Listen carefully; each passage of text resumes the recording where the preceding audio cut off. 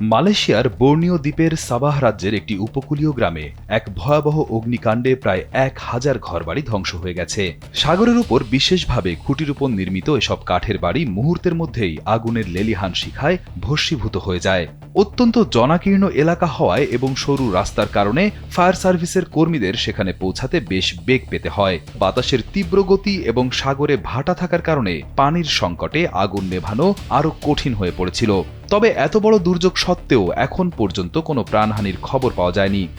দেশের মানুষকে প্রতিদিন সুরক্ষিত রাখার প্রত্যয় নিয়ে এলো সেফ রাউন্ড সুইচ। তদন্ত শুরু হলেও ধারণা করা হচ্ছে ঘন বসতিপূর্ণ এবং কাঠের তৈরি বাড়ি হওয়ায় আগুন খুব দ্রুত ছড়িয়ে পড়ে।